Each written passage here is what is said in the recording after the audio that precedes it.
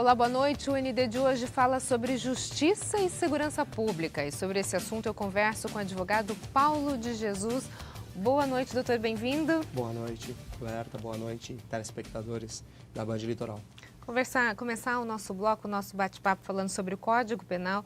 Como é que o senhor analisa o Código Penal brasileiro? Olha, o Código Penal ele é de 1940. Então, pela própria idade, nós já verificamos que ele não consegue atender às demandas da sociedade atual. Então, ele precisa de reformas. Aliás, muitas reformas aconteceram em legislações extravagantes que alteraram muito o cenário do direito penal, mas se fazem necessárias outras reformas.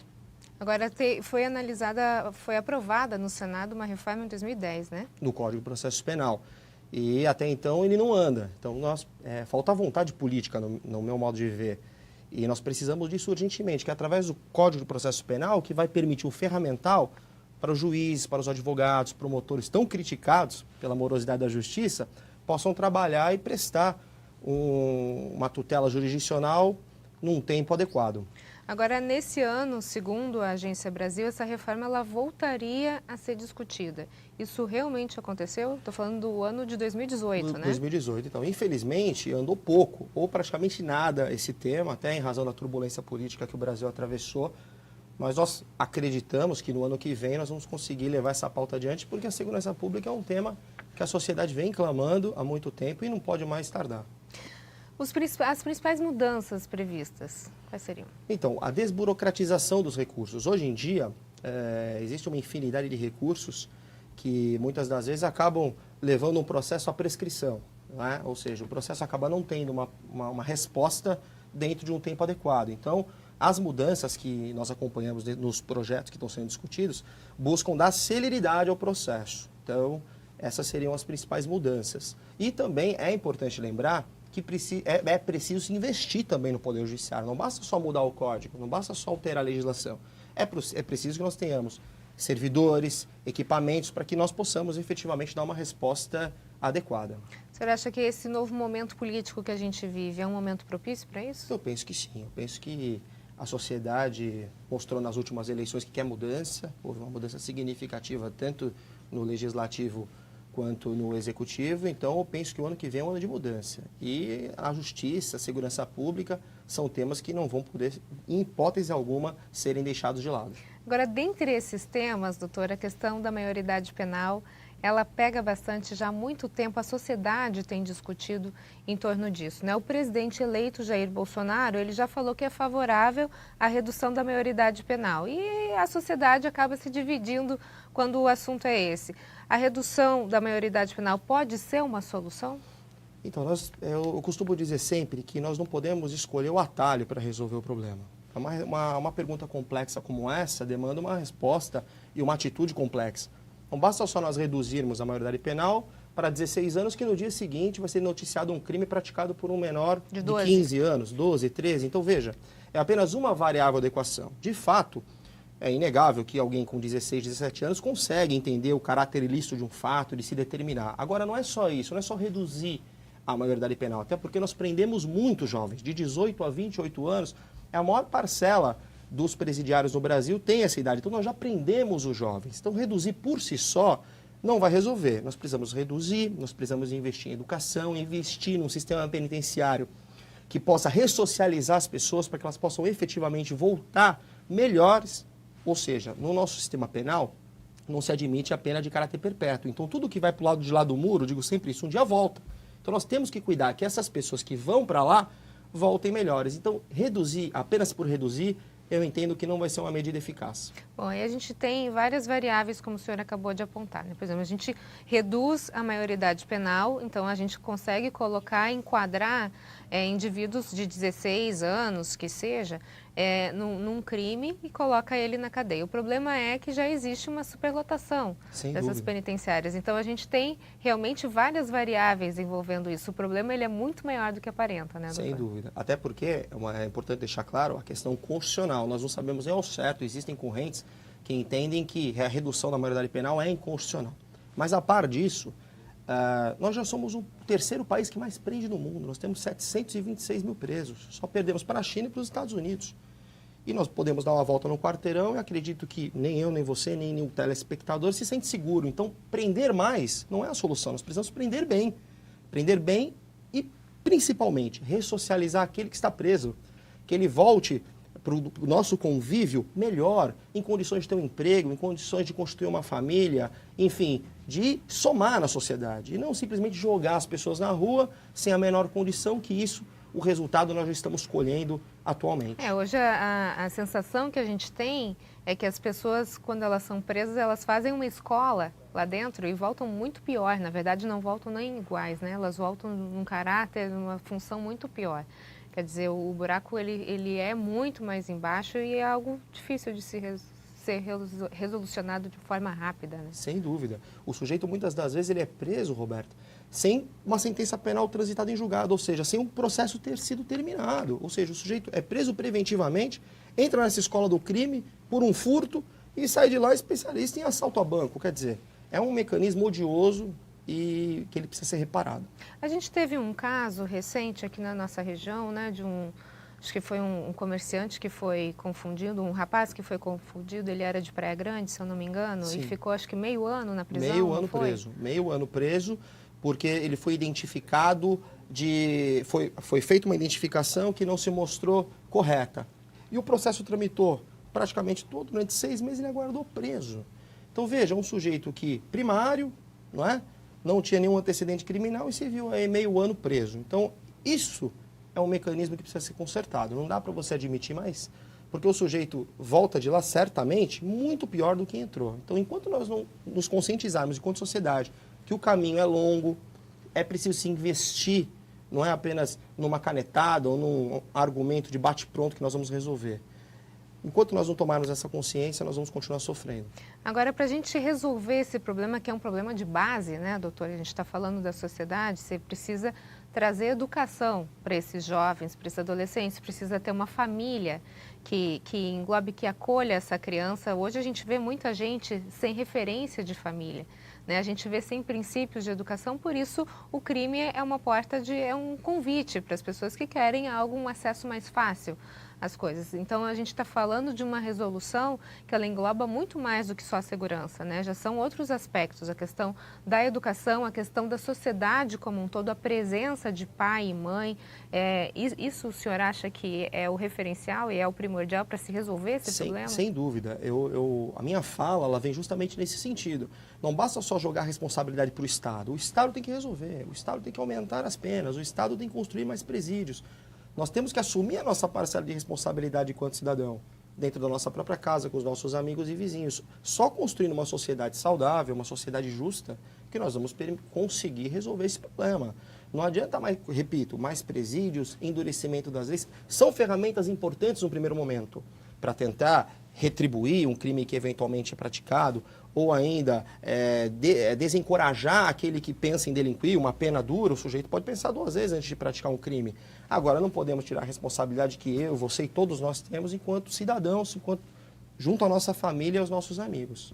E no próximo bloco a gente continua a falar sobre segurança pública. Nós voltamos em instantes. Até já. O ND está de volta. O nosso assunto de hoje é segurança e eu converso com o advogado Paulo de Jesus. Doutora, a gente estava falando sobre a questão da redução da maioridade penal, talvez 16 anos, 14, enfim, se isso seria a resolução dos problemas que a gente tem hoje no Brasil. O nosso sistema penitenciário tem condições de abrigar jovens que fossem, por exemplo, de 16 anos? Então, veja, o nosso sistema penitenciário ele já está numa sobrecarga de 197%, ou seja, nós temos aproximadamente 368 mil vagas e temos 726 mil presos, mais ou menos no último Infopem. Ou seja, quase o dobro. Quer dizer, prender mais, nós não temos condições nem de manter aqueles que nós já prendemos, sem contar os mandados de prisão que não são cumpridos e são uma percentagem altíssima.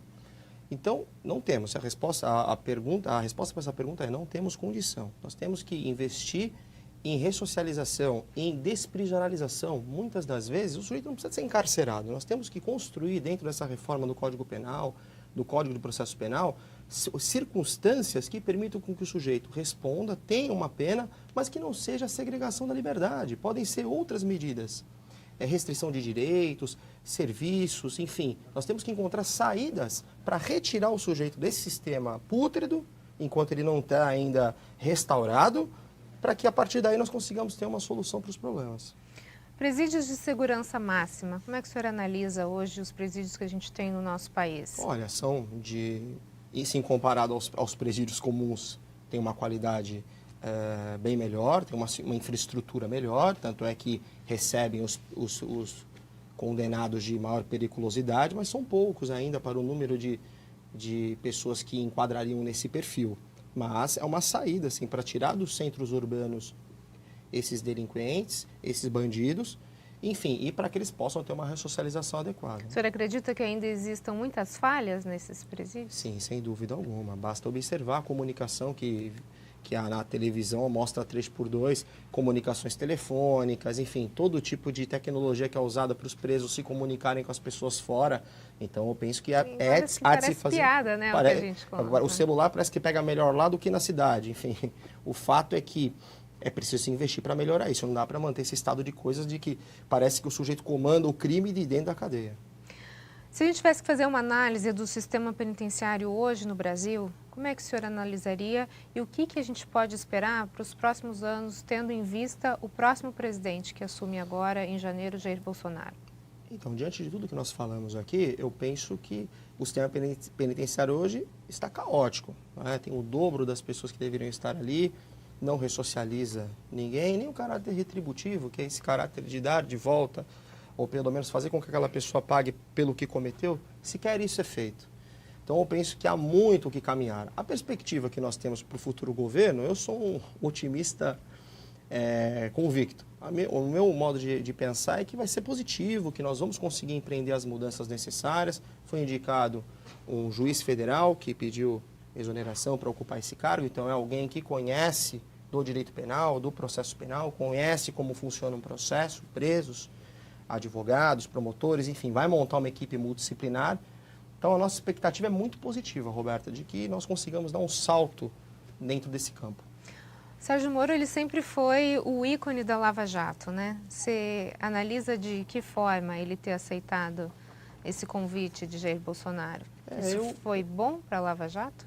Eu penso que é uma situação muito delicada, porque eu não gosto desse culto, desse endeusamento à figura. É muito perigoso, né? É muito perigoso. Você cria um super-homem. Não é? No Brasil, nós temos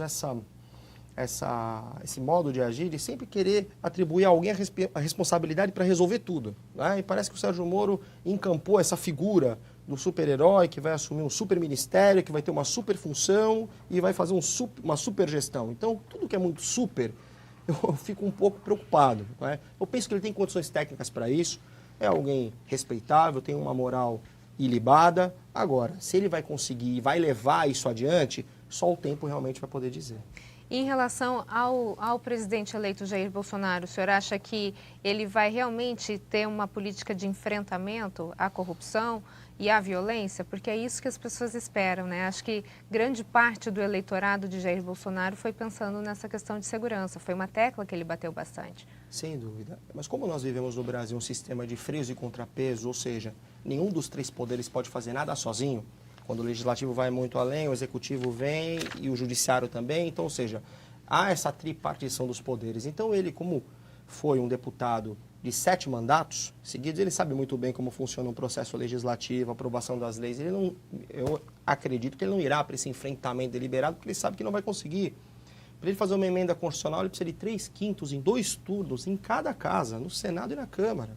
Ou seja, ele precisa de muita gente apoiando ele. Então, eu não penso que ele irá pelo confronto. Acredito que ele procurará o diálogo, articulação para tentar fazer a sua agenda andar. Fala um pouquinho da questão do Estado de São Paulo. Qual é a análise que o senhor faz da segurança pública no Estado? Então, eu penso que a Polícia Militar e a Polícia Civil são compostas em sua esmagadora maioria por heróis, que são aqueles que nos defendem no dia a dia. Se nós temos um mínimo de sensação de segurança, são justamente em razão desses servidores. Agora, remeto à minha fala do primeiro bloco, né?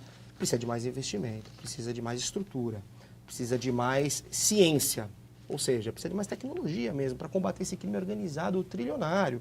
Tráfico de drogas, que é um dos crimes que tem a maior incidência no Brasil, ao lado do homicídio e dos crimes contra o patrimônio, gira uma quantia absurda de dinheiro no mundo inteiro. Então, se o Estado não se articular para ter mecanismos para poder enfrentar, por exemplo, o tráfico de drogas, a sociedade vai sucumbir. Então, eu penso que o Estado de São Paulo, em comparação com os outros estados, está à frente no quesito segurança pública, em razão desses profissionais que eu acabei de dizer, mas muito há o que caminhar. O que parece é que o governador eleito, o João Dória, sinaliza no sentido de andar na linha do presidente. Então, isso, de certa forma, politicamente falando, pode ser favorável para nós paulistas. Agora, em relação à cidade de Santos, Santos ela era conhecida como uma cidade segura, né? Hoje as pessoas já têm uma sensação de insegurança muito grande. Quer dizer, está aumentando isso a cada dia numa cidade que era referência na nossa região, né? Afinal de contas, a violência, ela está aumentando? Ela, apesar das estatísticas dizerem que os números estão diminuindo, as pessoas não conseguem ter essa sensação. O que acontece? Os números estão errados? Existe uma incompatibilidade do que as pessoas sentem, do que é mostrado nas pesquisas? Não, as pesquisas mostram uma sensação de segurança que as pessoas não sentem, muito em razão de uma série de fatores, né? Principalmente com relação ao desemprego, que aumenta essa tensão social, a criminalidade acaba se intensificando, enfim, e Santos não é diferente. Eu não fui pesquisado com certeza nesses dados, porque eu não me sinto absolutamente seguro. E penso que, da mesma forma que se faz no Estado, há de se fazer no município, ou seja, investir em segurança, investir em tecnologia, para que os bandidos se desencorajem de praticar crimes. É a única forma de nós conseguirmos solucionar esse problema, sem contar, repito, a questão da educação, da formação, de dar oportunidade, porque não adianta também você apenas reprimir com polícia, com tecnologia, como eu estou falando agora, e esquecendo da educação, de dar a possibilidade para essas pessoas saírem do mundo do crime, para que elas possam ser ressocializadas. Isso não precisa ser feito apenas no presídio, pode ser feito com as pessoas soltas.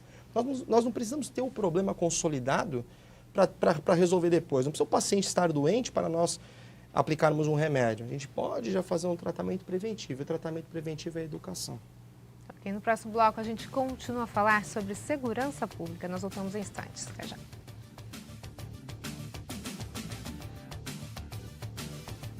O ND está de volta e o nosso assunto de hoje é segurança e eu converso com o advogado Paulo de Jesus.